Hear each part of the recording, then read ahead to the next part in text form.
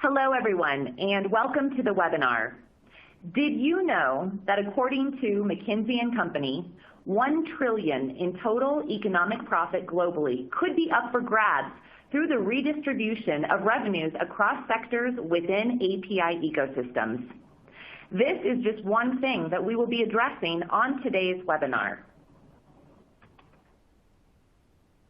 The title of today's webinar is The Future of API Management, a Point of View and Real-World Example. Before we begin, I would like to go over a few housekeeping items. At the bottom of your audience console, you will find a number of widgets for questions, slides, and additional resources. When you have questions for the presenter during the webinar, click on the Q&A widget and submit your question. We will answer as many questions as possible at the end of the webinar, and if we run out of time, we will get back to you via email within 24 hours. Second, a copy of today's slide deck will be available in the resources folder at the bottom of your screen. Third and finally, if you need any tech support during the webinar, please use the help option. With that, I will introduce our presenters for today's webinar. Don Lobbs, VP Global Sales for Akana, and Ratko Popolsky, Director IT Consulting for Devoteam. At this time, I would like to hand the presentation over to Ratko. Thanks, Shelby. Thanks for introduction. Yeah, my name is Ratko Popolsky. I'm Director IT Consulting in Devoteam, Netherlands. And I'm just going to add additional items which are not on the slides, kind of to complete, let's say, the profile about me. I'm already 30 years in the industry. I had the privilege to work on in various companies, both on the client side, product vendor side, and professional services side, which gives me kind of like, let's say, unique opportunities to identify where and how to add value to all these three parties. I have a lot of experience in the financial, insurance, telecom industry, and in recent time as part of the Devoteam, basically building quite a bit of experience in retail, manufacturing, and logistics. And let's say in the context of the webinar today, just to highlight that in the past 10 years, actually, I've been doing a lot around application integration and API management. And this is going to be the story about today. Don, back to you. Yeah, thank you, Ratko. I'm Don Lobbs. I've been in the systems integration and B2B integration space for at least the last 20 years, actually leading some of the go-to-market teams for some of the classic systems integration and B2B integration pioneers, companies such as Sterling Commerce, IBM, Oracle, and OpenText. Frankly, I never thought that those types of technologies, systems integration and B2B integration, would ever become obsolete or referred to as legacy. You know, technology such as EDI, or technology such as simple B2B integration. Well, that's the exciting part about today. Many of these classic systems integration technologies in the global economy are beginning to be referred to as legacy systems, largely due to advancements of APIs and, most importantly, API management solutions. I'm currently with Akana as the global go-to-market leader. By the way, Akana is we like to think of ourselves as the original company, the founding company, who first really dedicated themselves 100% to API management nearly 20 years ago. And we're most known in the industry as the Secure First API management strategy leader. The last thing I'd like to say is we're very honored today to be with our premier partner, Devoteam, and Ratko. We really view Devoteam as one of the key thought leaders, not only within Europe, but also globally when it comes to APIs and API management. And after my short presentation here this morning, we're going to turn it over to Ratko, who's going to really share with you a real-life scenario of a case study of a very large and prominent European-based organization and how they have effectively leveraged a Secure First API management strategy. But before we do that, we need to talk a little bit about how the world evolved to APIs and API management. I'm not going to insult you with a definition of APIs, even though there is one you can see from Oxford dictionaries. When you think of APIs, application programming interface, pretty much is an ability to connect two systems, but connect them quicker, faster, more efficiently than the old-fashioned legacy methodologies. But here comes part of this scenario. Since APIs are relatively easy to create and are obviously very easy to implement as well, resulting in many benefits, many organizations have proliferated the use of APIs throughout their enterprise.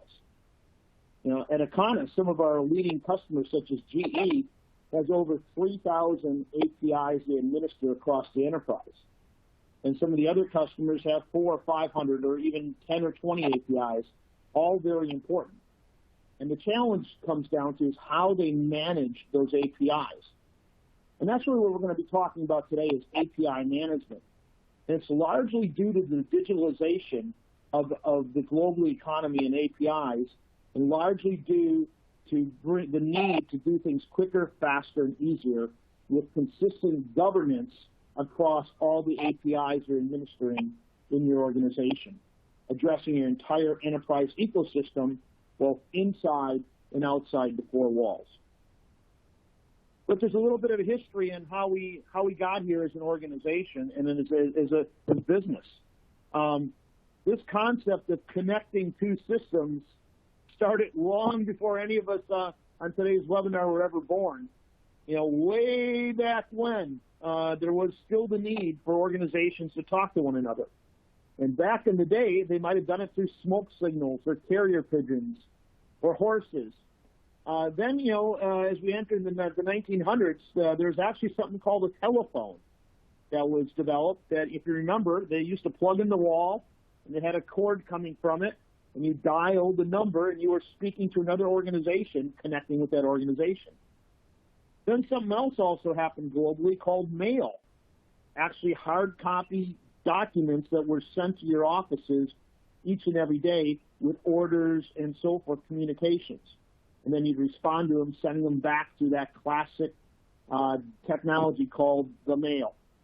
And then obviously the world advanced quite a bit more with things, if you recall, things like yellow pages and phone books, where you had to look up organizations and call them on their phones to connect your systems with theirs. And that's largely how the world has operated for most of the existence of the world.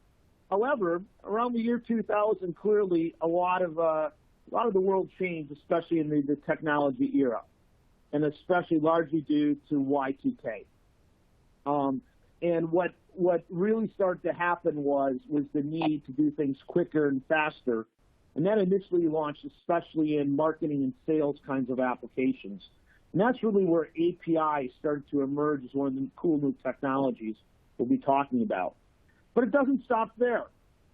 As we all know, during the early 2000s, all at once mobile and cellular technology became mainstream across the globe. And then the advent of the smartphone, really changing the paradigm of how organizations connect and work together, and most importantly, changing the paradigm of how your customers buy from you and communicate with you, and your vendors as well. Really creating complexity for some organizations and also setting up the opportunity for disruption in marketplaces. This leads up to the concept of amplification. And what is application all about? Since APIs are relatively easy to build, and you could do them on a really efficient, agile basis, many organizations, as I said, have really quickly adopted publishing numerous APIs for inside and outside their ecosystems. However, with amplification comes a lot of business opportunity, but a lot of risk. And we all know that the business history throughout the globe has had a lot of stories of organizations that really couldn't keep up with the technology trends. Mainstay names that used to be prevalent each and every day have basically gone out of business. Companies like Blockbuster, who were completely removed from business largely due to the technology advancements of Netflix. And every industry has stories like that. And that's what amplification is all about, is leveraging those apps in an agile and quick means. But it doesn't stop there. Amplification also has the old standard 80-20 rule. And when it comes to application, this is what we mean by the 80-20 rule. That is that APIs, what we're going to be talking about here today, and the case study that Ratko is going to be sharing with you, that they can actually serve to replace or augment 80 to 100% of your current business ecosystem of how things are integrated within organizations and outside organizations. But here's the interesting fact. They can actually, like I said, replace or augment it, but most importantly, that could be done at about less than 20% of the actual technology investment in terms of money and time and resources versus the legacy methodologies. So clearly quicker, faster, and easier, providing competitive advantage for organizations that adopt API-first strategies. As you see on the bottom of this slide, as I mentioned earlier, this all really started with the marketing and sales functions back in when some of the first really savvy websites came about in the late 1900s and the early 2000s. But then quickly during the recession era, in the global recession around 2007, 2008, APIs rapidly became more of a means as well for internal systems.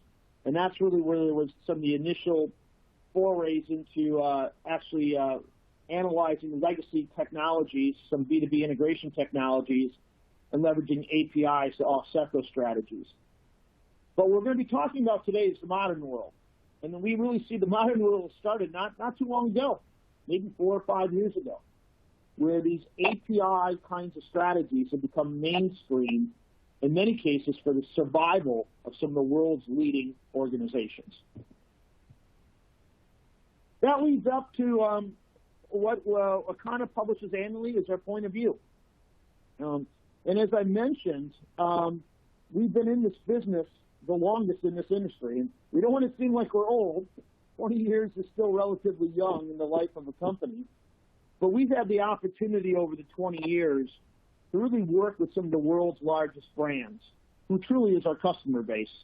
And we've seen a lot of what works with some of these brands, customers such as John Deere, Liberty Global, Kingfisher, Barclays, and others, how they've leveraged API-first strategies to successfully differentiate their organization to be ahead of the marketplace. Unfortunately, though, we've also seen some organizations that have tried to do that and have failed. And so over the years, we've really begun to compile our observations as we work with all these major global corporations. And we put together a point of view of where we see the current state of API management today, and also some insights in terms of what some of the world's leading companies are saying, where this is going to go in the coming years. And that's what we're going to be talking about today, something we call API 4.x. And let me explain what 4.x really means here. And there's a journey to it. As I said, this journey started 20 years ago. So we're talking about history. We're living history right now. And it's kind of interesting. There's not a lot of technologies out there today where a lot of organizations, people, and companies could say that they've been a part of the entire lifeline or the history of the technology. So APIs, as I said earlier, started around the year 2000. And they primarily started out as kind of a cool new project. Usually one person off in the corner of the office was chartered to play with this new kind of innovative way of making two systems work together. And there was little projects that were going on in organizations that really started to take hold, but at the same time, there still was a strong emphasis on the traditional means of having two systems work together. However, we referred to this earlier as well, the global recession era hit, in about 2007, 2008. And I think we all can relate back to hearing these words way too often. We need to do more with less. We have competitors breathing down our throat. We need to adopt strategies to stay ahead of the game at a more of an economical basis. At that time, that's where API, since they had some early successes in those first few years, started to become more departmental-wide. So we've seen a lot of organizations globally who had various departments within their operations starting to adopt API-first kind of strategies for these very same reasons, to do more with less. But it didn't stop there either, as we all know. By the time we hit the 2010 to 2013 era, these words became, pretty much household words across the world, and that is digital transformation. As I referenced the story earlier about Blockbuster, who used to be all over the world, is gone literally in a couple of years, thanks to Netflix. And what was one of the key drivers to Netflix technologies was leveraging APIs and streaming APIs. So organizations obviously became very paranoid of the possibility of disruption in their industry. And at about this time period of 2013 or so, they quickly began to adopt very proactive API-first strategies across their enterprises. And it was driven by one of two things. Most importantly, fear of industry disruption. They didn't want to be the next Blockbuster. They didn't want to be the next big, large global corporation to literally go out of business overnight. The second one, and especially prevalent in Europe and especially prevalent in the financial services industry, is regulatory and industry compliance. Things such as open banking in the UK, items such as PSD2 throughout the remainder part of Europe and other parts of the world, really driving and forcing organizations to think differently of how to work with their customers and their business partners through that whole ecosystem. So those were the drivers that really launched this whole journey towards an API economy. But right around this time last year, October of last year, we started seeing a new era of thinking and strategies emerging around APIs. And that's why we labeled this year's point of view API 4.x. And what were some of the key changes we noted about a year ago? First of all, we've seen that a lot of these world's largest brands have truly adopted API-first strategies, and especially secure API-first strategies. And they're saying, hey, this is business as usual. We have to do this. We need to continue to invest in this, in some cases, for the survival of their organizations. But they're also at this point of kind of reevaluating their strategies. Many of these companies have now been doing this anywhere from 5 to 15 plus years. And they're at that plateau right now. They're looking for what is the next frontier of where APIs are going to go in the global business marketplace. And that's really what we call 4.x. And before we do that, we got to share with you a little bit more of some of the caveats of what 3.0 was. And so if we were having this webinar a year ago, we'd be talking to you about 3.0. Couple of things about 3.0. First of all, since 2013, the word API, it actually was a word that many C-level executives, including CEOs of major corporations, knew what APIs were and what they could do for companies. Hence, a lot of pressures for organizations to perform and invest appropriately to leverage APIs in their differentiation strategies. Also, back in 3.0, we really didn't see any peer market leader. There was no one company that was doing it better than anybody else. Everybody kind of was in it together, really trying to leverage this because of fear of disruption or fear of regulatory compliance results. Also, a lot of companies really started to aggressively adopt cloud-first strategies as well, and a lot of the API strategies quickly moved to cloud types of API strategies. And then the element of security emerged. We've all seen way too many horror stories of API breaches. Obviously, since APIs often are communicating outside the four walls of an organization, that opens up any particular company to a lot of vulnerabilities through APIs.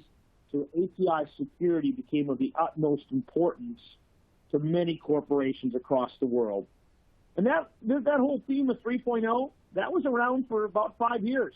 So if we were having this webinar, each of the last 5 years, I'd be sitting here talking to you today about 3.0. But today, we're going to quickly go over the latest advancement, and that's 4.x. And as I said, this is less than a year old in terms of where this transformation has occurred. we're practically living history right now of a new generation of where APIs are going. The first part is it's clearly become acknowledged amongst the world's leading organizations that API-first strategies are business as usual. If you're not thinking about it, whoa, you might be really behind the belt. And because of that, a couple things have emerged.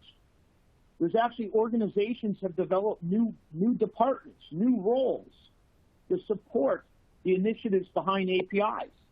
There's been the emergence over the last 2 years of a role called the API product manager, which is somebody that's actually between the IT organization and the business organization, making sure that the company is effectively leveraging APIs for their internal and external customers. So there's actually whole new divisions of companies that formed departments around APIs. Also, another trend with 4.x is, even though I've said repeatedly that many of the world's largest companies adopted these strategies 5+ years ago, there were some laggards. There were some very prevalent major companies that just were resisting the trend to move to API first. In the last year, we have noted just about every single one of those organizations have now begun to initiate secure first API strategies. The theme behind that is everybody's in this today. It's very hard to find an organization today that isn't thinking about APIs. It's more of a matter of who's further ahead in the industry and who's further behind in the industry. As well as there's a lot more of an investment around APIs from people, resources, and so forth. One of the unique things, though, about 4.x as well is the experience level. Many of our customers have openly discussed with us and Devoteam that their API strategy is one of the most strategic aspects of their overall corporate IT strategy. For instance, our customer Marriott Corporation, their entire reservation platform flows through the Akana API management platform. If our platform breaks down today, Marriott cannot make a reservation. Very, very important for them not to have it break down. And by the way, it hasn't. But again, showing you the element of how important this is. And because of the importance of these API strategies, experience has become utmost important for organizations that are really investing heavily in API strategies. Experience from not only within your organization, but especially experience in the marketplace from companies like the Devoteam, who are the recognized leader in Europe for APIs and API management. Perhaps experience from some of the other larger strategic consulting organizations, or even companies like Akana. You know, we have people within our organization that have been doing this over 20 years. But we're trying to say this is not a technology where you could do it yourself. And it's probably one of the most common things we have seen is organizations believe they could advance upon a very robust, secure API first strategy and do it all themselves, generally struggle. Organizations that are open-minded and leverage the thought leadership and domain expertise of organizations like the Devoteam are the ones that are successful. In fact, we'll be sharing with you that story very, very shortly. Another thing that's happened with 4.x is history repeats itself. And this was the one thing that also was in 3.0. And what we mean by that is there's this urge as an organization embarks upon an API management strategy to customize everything. For an organization to think that we are unique compared to anybody in our business, and just because the world does everything one way of the process, we got to do it completely a different way. To no surprise, our research has shown that generally fails. But also to our surprise, we are amazed at the number of companies as they embark upon API-first strategies still think that they have to be unique and customize everything. Our suggestion is the organizations, the role model organizations that have done this effectively, like Barclays and Capital One, LFAB, all have really resisted that temptation that they're unique and really leveraged the general processes that most other organizations embark upon throughout their industries. It's no surprise also with 4.x, and this has been the biggest change since the 3.0. In 3.0, there still was a lot of thinking that API management strategies all have to be classic enterprise software installed on your own servers and your own data centers and so forth. And there are still some valid reasons why companies do that, but 9 out of 10 of our newer customers all start out in the cloud today. In fact, the vast majority of our existing customer base globally is in the various processes of moving their API management platforms from in-house enterprise software to cloud solutions, either multi-tenant SaaS, hybrid, hosted, whatever it may be. So, this is basically lining up very, very perfectly with a lot of organizations' cloud-first thinking, along with API-first thinking. And then the last thing is two important things here. Security has become much more important than it was just a couple of years ago. There are far too many breaches being discovered almost daily across the world. T-Mobile had a breach of over 100 million consumer records through their API platform. Thank God, driven by one of our competitors, not us. But that's a lot of risk and vulnerability. And it only takes once for that to happen with your company where it could completely paralyze it, not only with your API strategy, but perhaps with your entire business and business strategy. So security has become one of the number one aspects of, as a company embarks upon an API-first strategy. And as I mentioned earlier, that's really where Akana shines. We're the recognized leader by companies like Forrester for being the top API management vendor when it comes to API security. By far, nobody has the credentials we have in terms of enabling API-first strategies, secure API-first strategies. The last trend part of 4.0 is, since organizations now have made this a core part of their business and how they operate, and a lot of investment has gone into it in people, departments, money, there's a quest for ROI.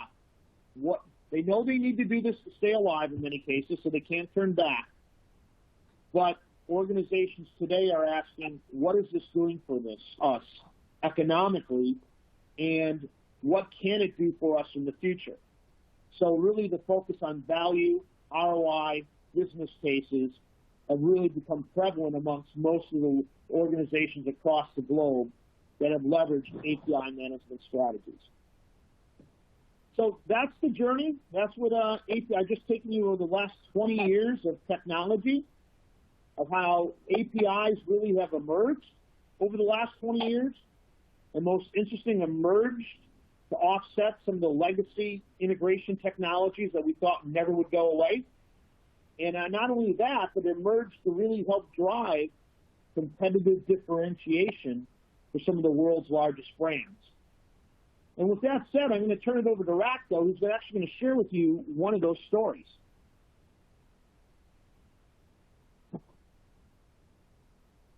Ratko?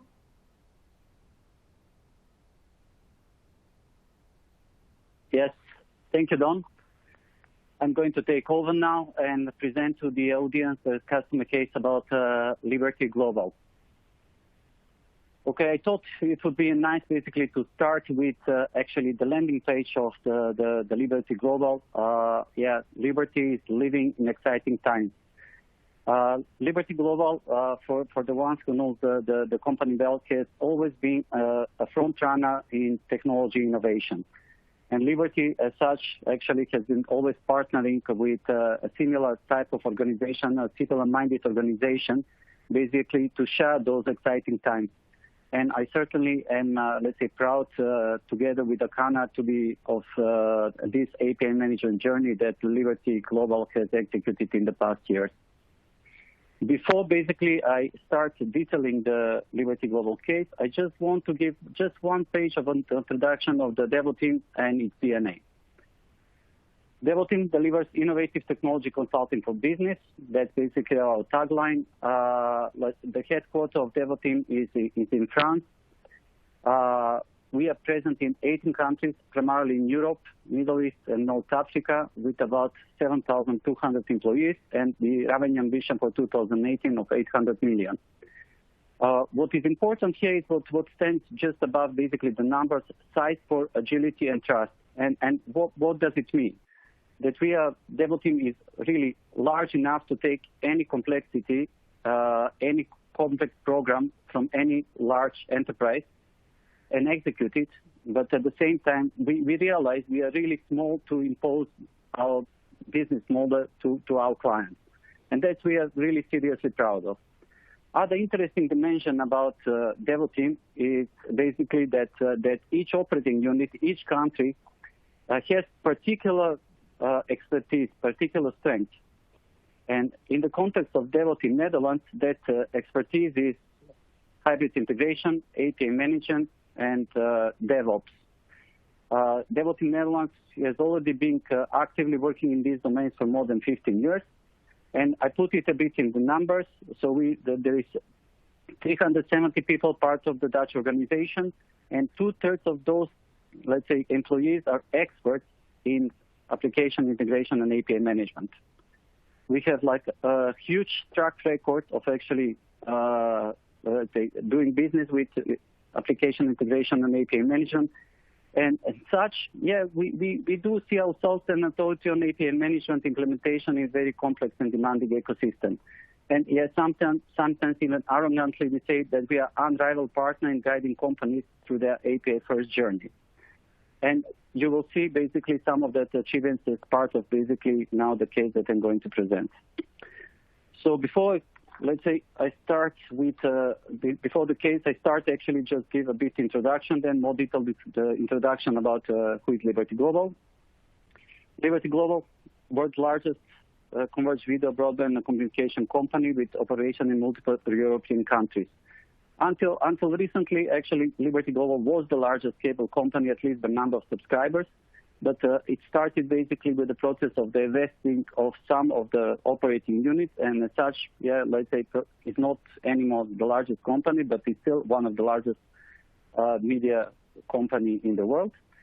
Under the Liberty Global brands, basically we see Virgin Media in UK, Telenet in Belgium, UPC basically brand in Central Eastern Europe, UPC Cablecom in Swiss, and VodafoneZiggo in the Netherlands. On the right side, basically, we can see Liberty Global to numbers, and these numbers are to 2018. Revenue, 11.4 billion, homes passed 25 million, customers 10.8, and basically number of digital services 25.3. What is important basically to state on this slide that Liberty Global is a true quad play basically service provider. Let's say until a couple of years ago, primarily it was basically, let's say, Liberty Global was providing fixed services. But in the past couple of years, basically Liberty Global basically expanded into the mobile space, whether as a true MVNO mobile provider or as a MVNO provider.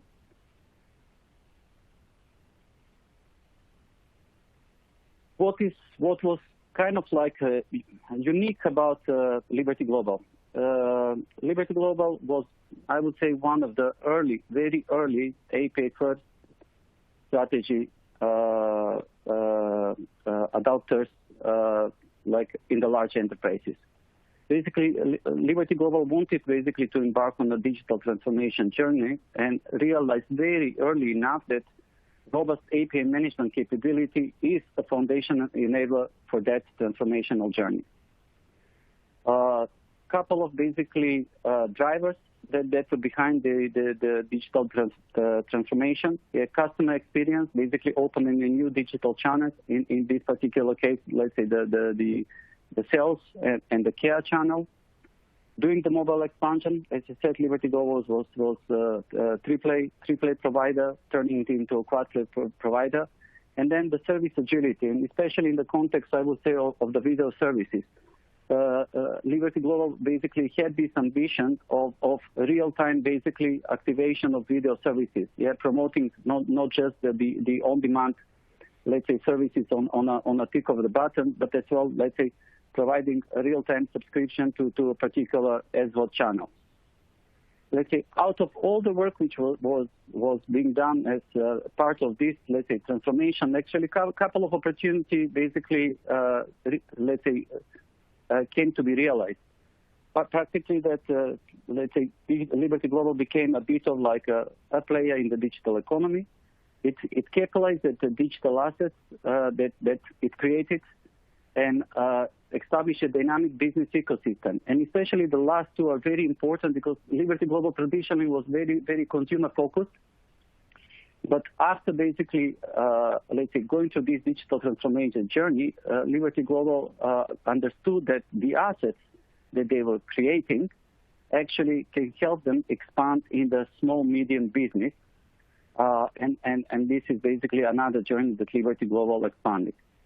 In the context of basically what Devoteam did, Devoteam was already being a partner of Liberty Global and in the application integration space, and Devoteam was being basically asked to actually evaluate the API management supplier, and we did help Liberty Global with the selection process to select what we consider, let's say, the top-notch platform for API management, which is Akana.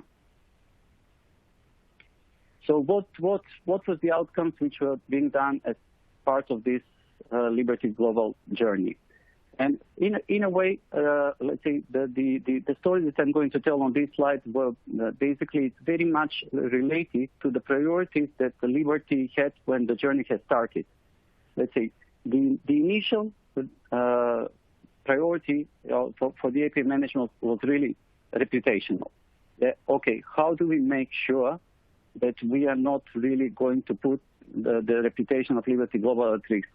Meaning we are going to expose all these APIs, and how do we make sure that they are really secure? We absolutely do not to prevent 100%, let's say, the breach to our customer data. So we are protecting the digital assets as part of the journey become the new business as usual. Due to the advanced mechanism for threat detection.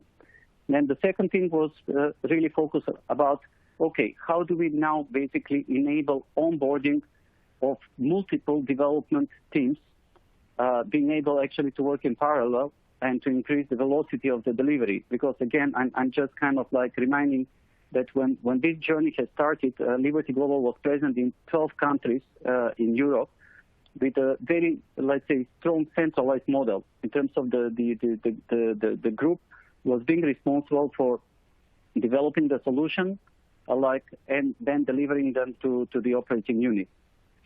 So let's say Akana, again, with the capability of the single development portal, enable basically like a parallel development, like on multiple backends and front ends, with multiple teams which were sitting in various geographical locations. The third item I want to highlight, like the governance or the API lifecycle management, because though like initially as what we see as a trend on the market, security was like a kind of number one reason for adopting an API management tooling. Now what we see, especially in the large complex organization, that the API lifecycle management becomes really one of the key aspects for actually selection of the appropriate tooling. Let's say, as we know on the market, there are plenty of, let's say, purely API gateways which provide certain level of, let's say, security dimensions. But if you really then go through the rest of the dimensions of what API management suite provides, like in terms of really application lifecycle management, the monitoring, monetization, this really becomes like a key aspect for basically the large organization selecting Akana. Then the next item was about operational excellence. Okay, with all the capability that Akana had in terms of monitoring and the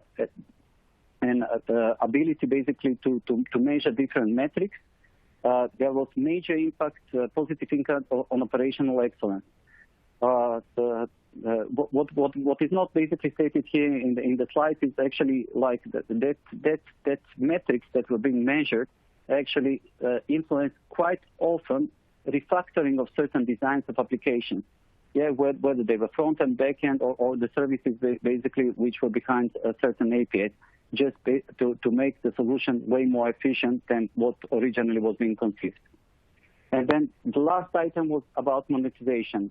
I'm disclosing here that in the initial selection, actually monetization was relatively not really important dimension to Liberty Global. Maybe it contributed to 5% of the weight when the selection was being done.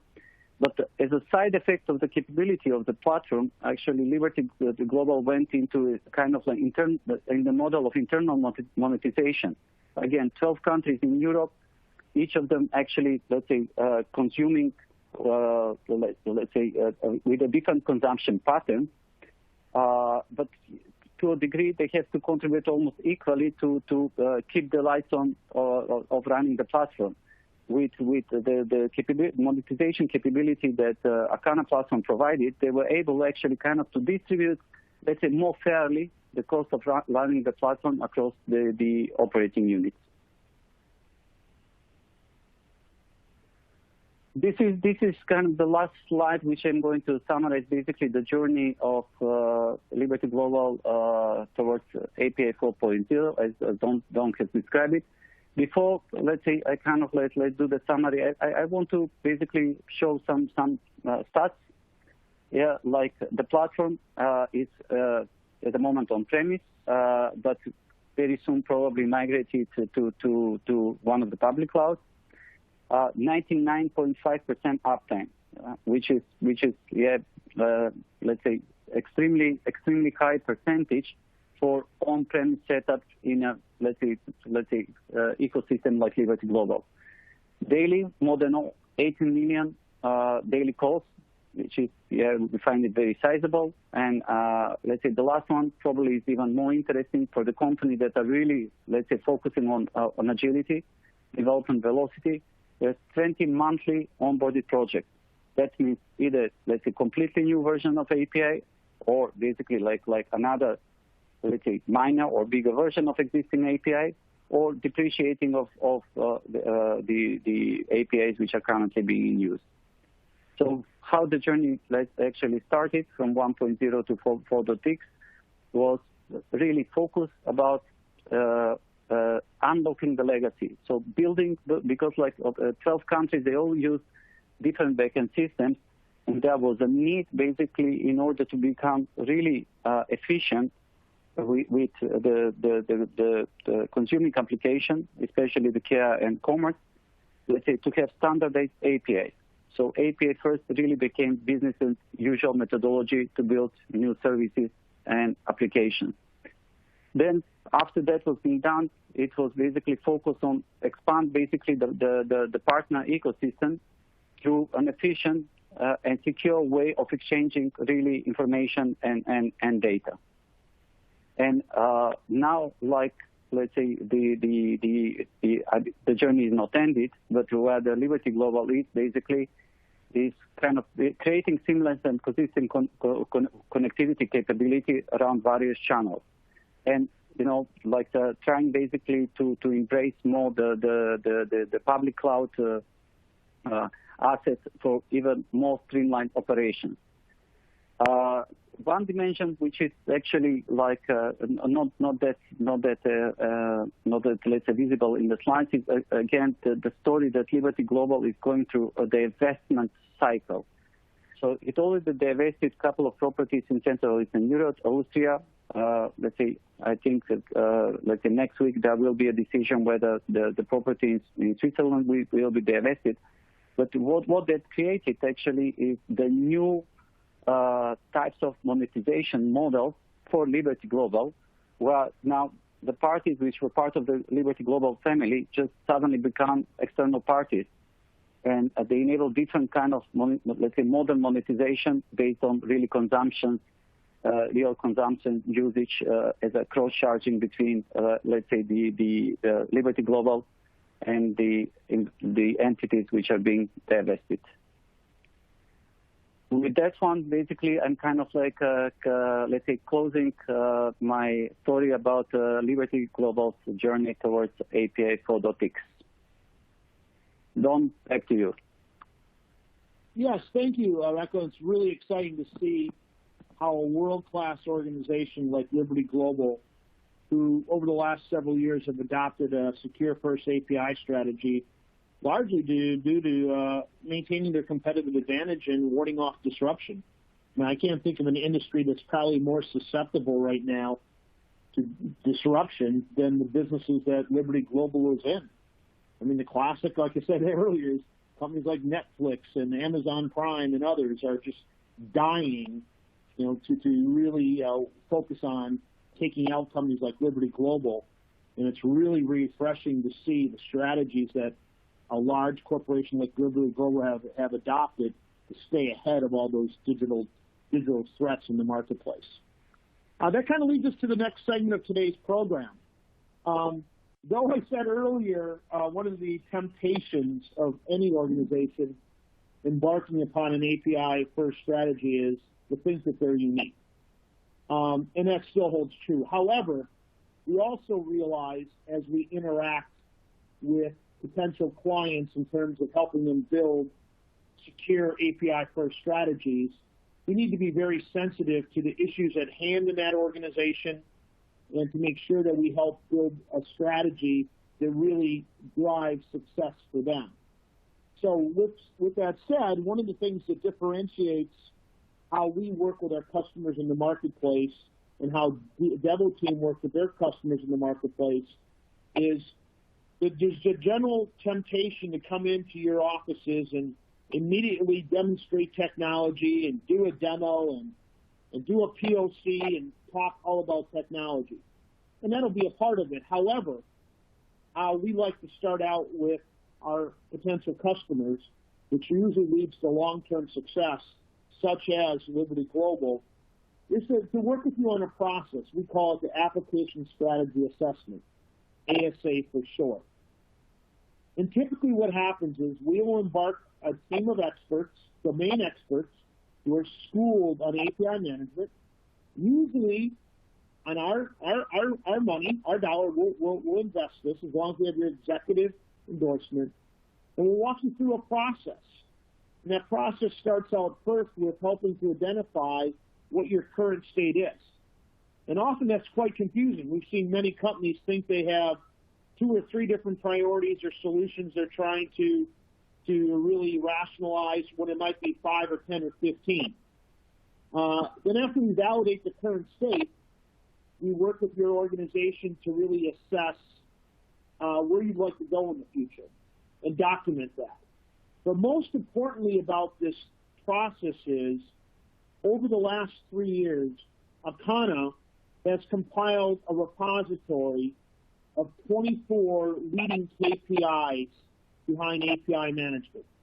ROI and KPI norms for revenue growth, expense takeout, efficiency, you name it.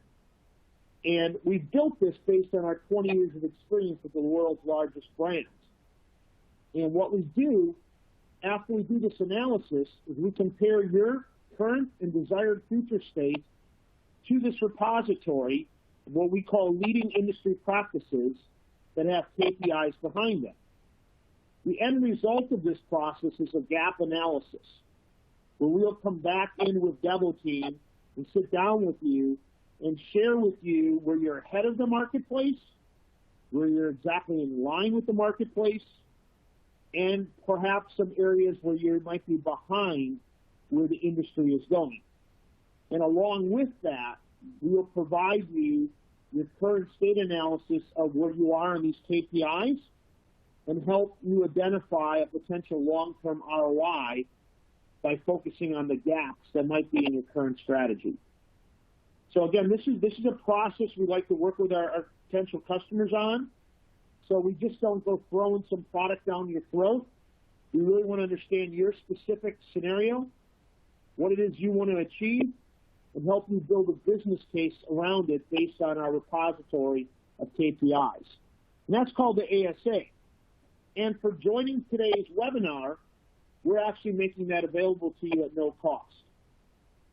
You will be receiving, after today's webinar, a form very similar to what you see right now on the screen that basically says, yeah, I'd like to talk to some of your experts about where your strategy is today, and especially about the KPIs and how we can identify an ROI from our potential API management strategy. So look forward to receiving that very, very shortly.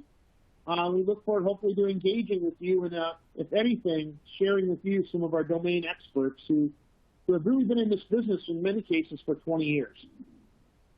With that said, Shelby, I'm going to turn it over to you for any questions. Wonderful. Thank you so much, Don and Ratko. We do have about 10 minutes left, so let me go ahead and get to the first question. This wasn't addressed to anyone in particular, so I will just throw it out for both of you if you have some feedback. What possible advice would you share on how to promote adoption of API solution strategy within national government departments while keeping security a priority? Oh, I can share some points on that. First of all, that's a great question, and I'm really glad in that question it ended with the focus on security. Because if there's any one kind of entity that obviously needs to be most concerned about security, is government bodies for all the natural reasons, right? And it's also, quite frankly, one of the fastest growth segments in the API management sector. We're very proud of the fact that we are the API management standard for many countries within Europe, and also many countries outside of Europe, and many states within the U.S. and other parts of the world. So it's a business we're very familiar with. And here's our line of thought when it comes to this. Though it's a government body, we really don't see much difference in terms of the issues that confront you versus any large enterprise such as Liberty Global, with a lot of demands, a lot of constituencies, maybe a lot of political groups and so forth within the entity. Our advice is, and it was part of that point of view we published, is core to making this successful, and making it successful especially in a government body, is to focus both on the business side and the IT side.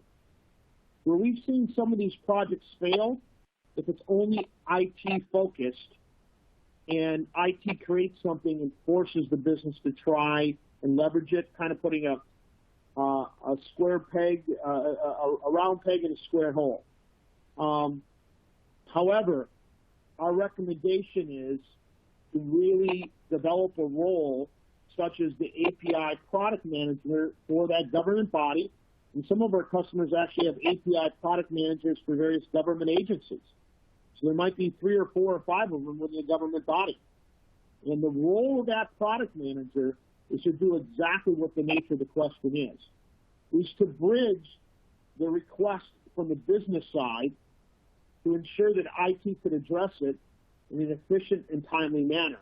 And also to manage the business side.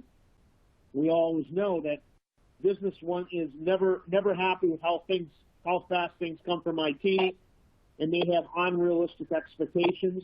That's really what the role of the API product manager is to balance the business and IT side to make sure they're all working together in harmony towards the same goal with a security-first approach. Ratko, do you have anything? Yes, I would like actually to add, and based on real tangible experience, because Devoteam already does it, for a number of public institutions.